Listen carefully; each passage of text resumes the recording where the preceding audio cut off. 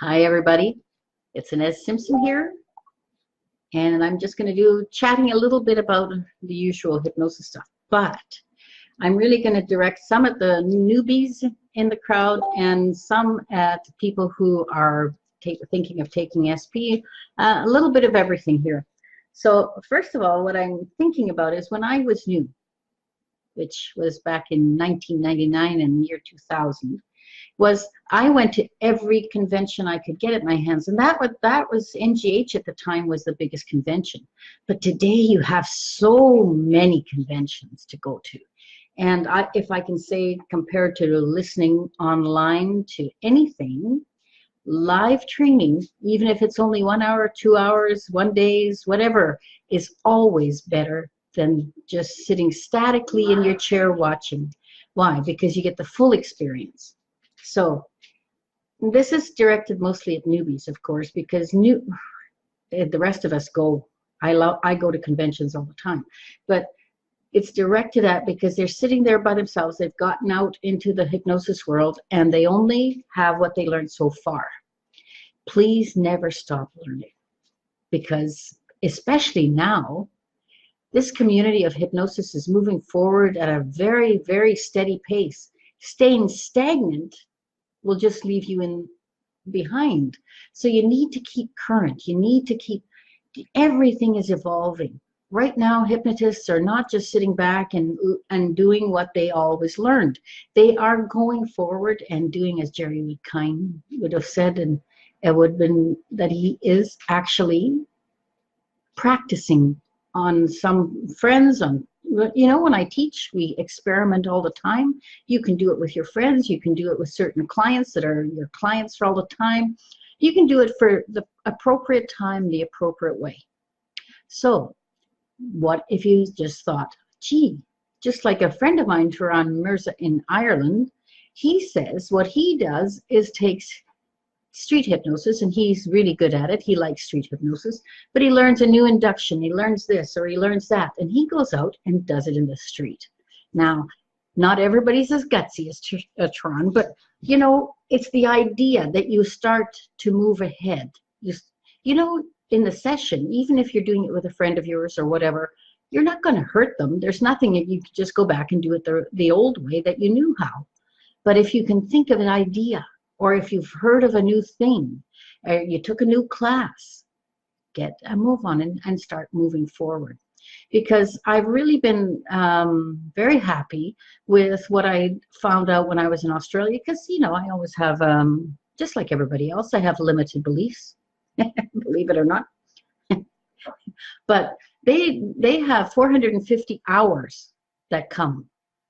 They need 450 hours to be well accredited. I think they can practice. I'm not really sure how the system works, but the only fact of it is that they don't tell you what to do, because that would be the worst thing ever if we were tied into a box and we could only do this. So that is definitely not where I'm going.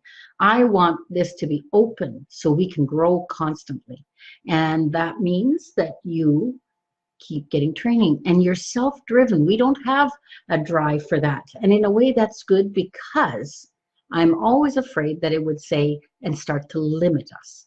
Now, we don't want to be limited, and if we take our own road, we won't be limited. Understand what I'm saying here? Because one day, if we don't move forward, we'll be forced to stay in a box, and that would not be ideal. Anyway, there's my rant for that. So so when you're doing hypnosis, this is the time. Look at all the people out there doing great stuff, just awesome stuff, and moving forward. And none of them stay stagnant. Look at Bob Burns, moves the swan along. I keep moving SP along. It changes every time pretty much. You have to relearn it, but always more nuances, more differences, slight movements. And look at Stephen Blake and Joanna Cameron. They don't just sit and leave what they learned behind. Beryl Komar, she's still teaching everything and learning everything. Now, I want you to look at people who move forward in this business and are good in this business. Now, I'm very lucky to be party to knowing all those kind of people, and but you just need a little bit of self-drive to keep learning, because that's the passion. what was I talking about, Nicole Wagernagel, about passion? And passion is a necessary thing in this business. If you're just doing it for the job and you're just going to stop smoking for the rest, and not that that's wrong, but in the same way that you always did it, you're doing a service. That's good. But if you want to be movement and have a great knowing of what you're doing, keep going forward, okay? And I'll stop ranting at you now. But, so what else? Everything is so diverse right now. And you know what? It's all good hypnosis. Please, people ask me, they say, Ines, do you always do the Simpson protocol? And I'll say, well, pretty much all the time, but every now and then I don't. Hello, Uva. Nice to see you there. Yeah. So I'm probably talking to the choir here about learning and keeping moving forward. But it's still very important. So don't unnecessarily think because something seems so different to what you do that it's not good. So please, even in fact, take some of those classes that you think are not. And you may still not change your mind.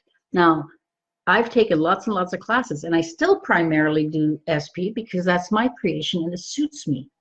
But don't ever get caught into the fact that you always think that your way is the only way, maybe the only way for you at the moment. Okay? Great. I think Martin, is that enough ranting of that? My director. So, exploration. Let's talk a little bit about Jerry Kine again. Now, Jerry Kine always said, and this is the thing that drove me through my whole time, and I really miss having him here, but he said, just don't ever sit there and do nothing. Always experiment at 10% of the time. Now, he didn't do things that would affect the outcome for the client, but he kept moving forward. And that's what we do. We get a client in our chair and something's not quite gelling for this person. They're a little bit different than the last. And we'll think about it and we say, do this. That's what we want. We want you to be a little bit creative and just moving everything forward all the time. So anyway, the exploration, and I miss Jerry. That's my other thing. So you know what, the conventions, I already said that there's so many, and and the major ones in the United States are the NGH and Hypnothoughts, and then there's ones Mid-America, and there's one in Chicago, and there's one in Florida, the IACT one. So they have a big base of hypnosis conventions. In Europe, there's varied ones. There's not as many that I know of. In the UK, there's only one that I know of, but there's probably other great times, just like Bob Burns is now putting on something in Scotland. So, there's much more around. Pay attention, go do what you can. So, okay. So point 2 was, the other question was, I've had a lot of questions is, well, if you're taking Simpson protocol, and I've already taken Simpson protocol, why should I take the advanced one? Will it be any different? Well, it's different in the way that quite a bit of things. So I'll just talk to one thing that we do on the 2-day, that's, the advanced. And that is that we are now doing what we call surrogacy. And we've been doing it for a while. And what is surrogacy? It means that with permission, and I don't mean verbal permission from the person, with permission of the higher mind of the person, then we can do work with them. So for instance, this is usually permission because it's a different kind of thing. It's permission for the mother to work with her 2-year-old who has night terrors. So she can be the conduit to do the work on the 2-year-old. So, and that's maybe a concept many of you may not really understand. How can you do hypnosis on one person and it affects the other?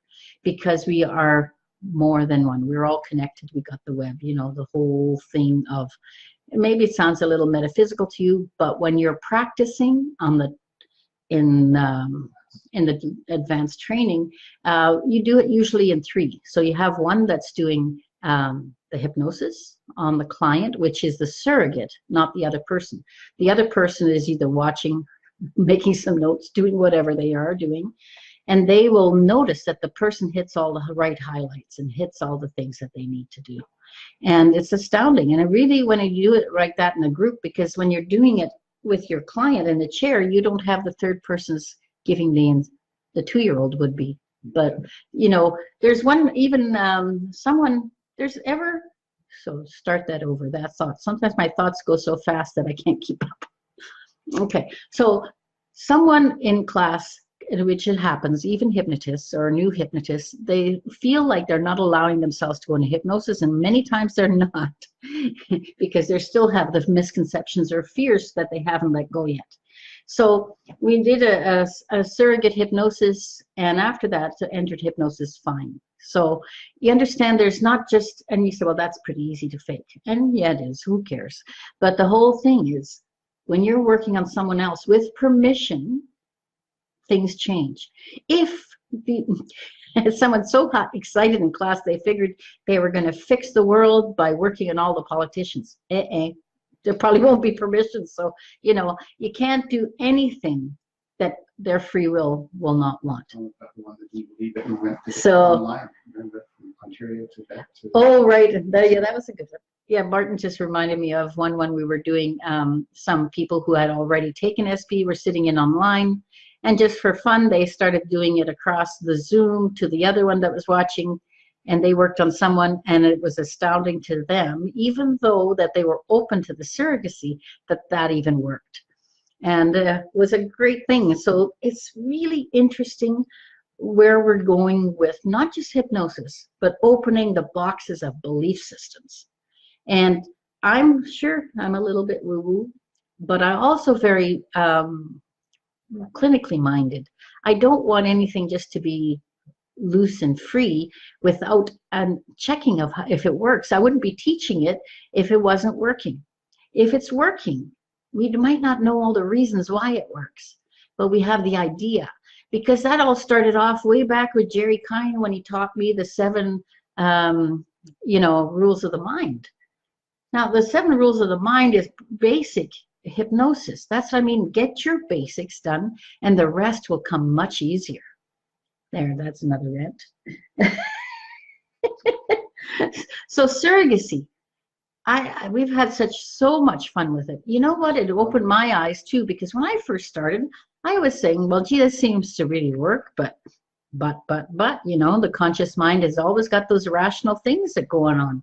So when you do it in class, every single time it's verified that this totally works. When you feel it and sense it, and when the group knows, it's great, because sometimes if you're just doing this cold turkey with someone in the chair and they're working on someone across the world, you may not know for a while, and those people may not come back and tell you. But in class, it's always verified, and that's the most important part. Anything else about that, Martin, that I could tell them? No, just it opens up the class. Yeah, and so that's the surrogacy. And that's only one of the things that we're doing in the advanced training is surrogacy. We're doing, of course, touching the spiritual part, because that's where everybody likes to go. We're also doing a pro-health part, which is physical health. Of course, it encompasses a lot of things, as you know. But so in that surrogacy, what else? There's something else we do. Oh, self-hypnosis workshop. And also what? Well, we're doing a lot of stuff. There's so many things. And then, you know, when we have a great class, which we usually do, and I'm really looking forward to the one in February, because some people who are coming have had a lot of years of experience, and we're going to see where that takes us, because when we have time after the initial teaching, we always do some experimenting. Somebody has ideas. And, you know, I can't open my box unless I ask you guys. Because there's always that you go, oh, I never thought of that. Expansion of our mind and opening of our belief system to a point where we never say, I only believe this. Don't get stuck there, please. Just be open to the possibility. Sorry, now I'm really get on rants. So I'm excited about all that, and there's I'm sure Martin's written down the EsdaleInstitute.com clip there, and if you want to know anything about mentoring, the 4-day Simpson protocol, or free stuff, always free stuff, but if you want to do that, you can go there. And I'm really thanking you guys just for coming in and listening to me rant, and you got to thank Jerry Kine for that, because you know he used to do this thing. Thanks a lot, and I'll see you guys next time. Hello, Daniel. See you later. Soon. Daniel, I mean, I know I said goodbye, but Daniel's going to be on my radio show. So watch for that. I'll be posting that anyway. And I think this week's radio show, I think it might just be me and Martin doing the bantering and catch up and all kinds of stuff. And Daniel, thanks for reading the And Daniel, I loved it that you were enjoying that interviews, conversations, yeah, about hypnosis. What do we call that thing? Imagined conversation. Yeah, they're imagined conversation. You know, Daniel, it's pretty funny because we had some people who really thought those were real, and they were very ranting at me about how terrible that was. Or that what, and I think one we called something about past lives are bullshit. And that was just from other people's perceptions, right? But they said, what, you say that?